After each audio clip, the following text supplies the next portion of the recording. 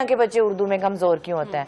अच्छा, कोई कहता है हम इंग्लिश पे फोकस करते हैं, कोई मुझे कहता है कि बहुत टफ है। अरे बाबा, it isn't a tough language. Language is a language. Before 100,000 years ago analyse किया गया कि ब्रेन की तो कोई लैंग्वेज ही नहीं है, तो ब्रेन को उर्दू ही क्यों मुश्किल लगनी है यार?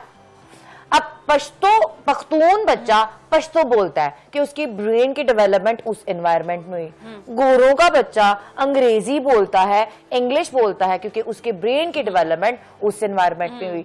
अब ईरान के बच्चे, ईरानी जो हैं, वो अरबी और फारसी बोलते हैं, उनके ब्रेन की डेवलपमेंट उस एनवायरनमेंट में हुई। हाउ कुड यू से कि यार उर्दू मुश्किल है? तो क्या पूरी दुनिया में ये उर्दू ही मुश्किल रह गई है? Actually the problem is that सारे हरूफ की जो अशकाल हैं वो एक जैसी हैं। अच्छा, दे ऑल आर सेम। बे के खानदान में 5 हरूफ, पांचों एक जैसे। जीम के खानदान में 4 हरूफ, चारों एक जैसे। आगे दाल के खानदान की बारी लो तो तीनों एक जैसे।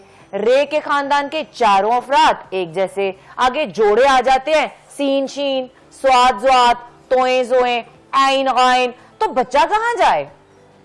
आपका वे ऑफ टीचिंग इतना इंप्रेसिव हो कि बच्चा फोकस करके सुने। आप माशाल्लाह 20-25 इयर्स की होंगी, आप इतने शौक से मुझे सुन रही हैं, तो इमेजिन करें जब मैं क्लास में जाऊंगी तो 3 साल का बच्चा क्या कितना एंजॉय करेगा। मुझे ये अच्छा लगा 20-25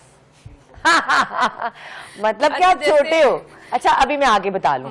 फिर हमने उसको इतनी खूबसूरती से करवाना है जैसे मैं कराती हूँ। पहले मैं स्टोरी सुनाऊंगी, फिर मैं हर्फ की फॉर्मेशन सिखाऊंगी। मैं यही चाह रही हूँ कि जैसे ABC को हम एक राइम्स में पढ़ते